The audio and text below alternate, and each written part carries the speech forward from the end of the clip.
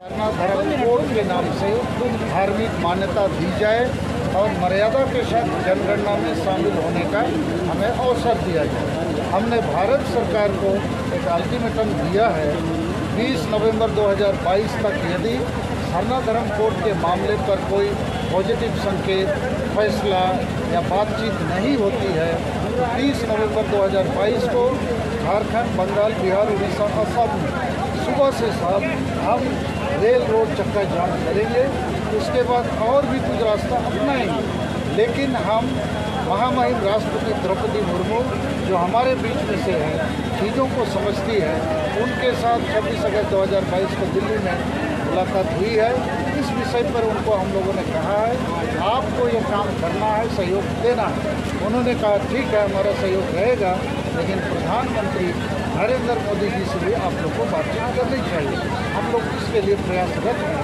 तो मुझे लेकिन भरोसा है कि मोदी साहब और द्रौपदी मुर्मू जी से बात करके ये हमारा संवैधानिक हक का मामला है, मौलिक अधिकार है अनुच्छेद 25 के तहत। दूसरी बात, 2011 साल की जनगणना में एनी अदर कॉलम में हम आदिवासियों में लगभग 50 लाख लोगों ने सरना धर्म लिखा और जैन बौद्ध उससे भी कम है अभी। तो जब हम उससे भी ज़्यादा हैं, इस बार कोरोना के कारण से 2021 का जनगणना अभी रुका है।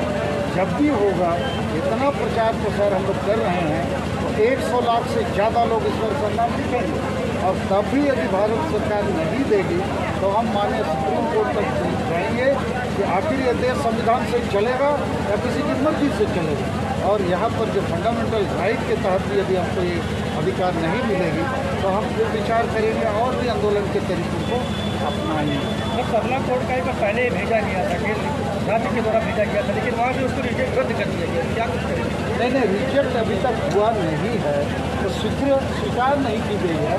इसके कारण हो सकते हैं, जैसे हेमंत सोरेन सरकार ने 11 नवंबर 2007 को विशेष सत्र बुलाकर इसको पास किया, लेकिन सरना धर्म कोड पास नहीं किया। सरना आदिवासी धर्म कोड, आदिवासी माने ईसाई लोग को भी ढुकाव, हमको पता है इसके बाद। उसके बाद दूसरा, उन्होंने राज्यपाल का दस्तखत या सहमति के बगैर भेज दिया।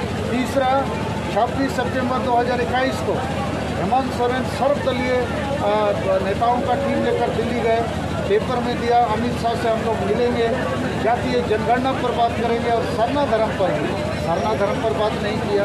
फिर हेमंत सोरेन के पार्टी ने विधानसभा में जब 11 नवंबर 2000 साल को पारित हुआ, खूब लड्डू बांटा, खुशियाँ मनाया, ये काम हो गया। हमारा कहना है हेमंत सोरेन साहब को ईमानदारी से काम करने से ये होगा, लेकिन चलो इसके लिए हम धन्यवाद देंगे, कम से कम भेजा है। बंगाल की सरकार ने भी भेजा है, लेकिन इन लोगों को पार्लियामेंट में भी ये बात उठानी चाहिए। तो टीएमसी बड़ी पार्टी है, एमएम भी बड़ी पार्टी है, गुरुजी राज्यपाल में है, तो कुछ बोलते नहीं हैं। तो लेकिन जनता जब जाग जाएगी और शांतिपूर्ण संवैधानिक तरीके से आंदोलन करेगी तो मुझे नहीं लगता है बहुत समय लगेगा। आज के इस मीटिंग को देश और दुनिया के मीडिया में चला गया और ये मामला अभी अमेरिका में भी चर्चा होगा कि भारत के आदिवासियों को धार्मिक अधिकार न्याय नहीं दी जा रही। हो सकता है मामला यूनाइटेड नेशन में उठ जाए, हम लोग उसका भी व्यवस्था करेंगे। और ये बहुत जायज़ है, इसलिए भी जायज़ है, प्रकृति और पर्यावरण का चिंता पूरे दुनिया के मानवता को है कि ये जो क्लाइमेट चेंज हो रहा है, इकोलॉजी और इन्वायरमेंट में गड़बड़ी हो रही है, कार्बन डाइऑक्साइड ज़्यादा हो रहा है, ओजोन का छेदा बढ़ रहा है, सूरज की रोशनी से लोग मरने लगेंगे। तो इसके पीछे क्या है मामला? प्रकृति और पर्यावरण का दोहन करना, उसका एक्सप्लॉयटेशन करना। तो आदिवासी तो प्रकृति में पैदा हुआ है, प्रकृति को ही भगवान मानता है, क्योंकि यही प्रकृति उसको हवा, पानी, जमीन, फल, फूल, दवा सब देता है। बाकी लोग का तो मूर्ति पूजा है, भगवान स्वर्ग नरक उन लोग को बताता है। हम लोग का स्वर्ग नरक नहीं है, वर्ण व्यवस्था नहीं है। हम लोग के लिए यही पेड़, पर्वत, चाँद, सूरज, यही सब हमारा भगवान है। तो मुझे लगता है मानवता के लिए भी, इंसानियत के लिए भी, पृथ्वी के लिए भी, पर्यावरण के लिए भी ये सरना धर्म कोड का मान्यता हम सब भारतवासियों के लिए लाभदायक होगा, इसलिए सरकार को देना चाहिए। आज़ादी की बात कर रहे हैं कि आदिवासियों को अब तक आज़ादी नहीं मिली, सरकारी प्रदेश आज़ादी तो है, लेकिन अब तक आदिवासियों को आज़ादी नहीं मिली, क्या पीछे इसका क्या है? देखिए, हमने 5 मुद्दे रखे कि आदिवासी को अभी तक धर्म की आज़ादी कहाँ दी गई।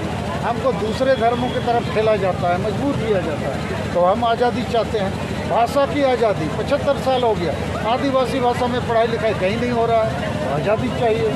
तीसरी आज़ादी कि आसाम में हमारे आदिवासी 200 साल पहले से गए हैं, इसी झारखंड से अभी तक ना एसपी बना ना असमी बनाया, उसको टी ट्राइब बोल दिया। तो उसको इसकी देगा तभी ना आज़ादी होगा। चौथा आज़ादी, झारखंड हमारे शहीदों का सपना था। अबुआ दिसोम अबुआ राज, बिरसा मुंडा, सिद्धू मुर्मू। यहाँ आदिवासी मारने को विवश है, तो यहाँ आज़ादी चाहिए।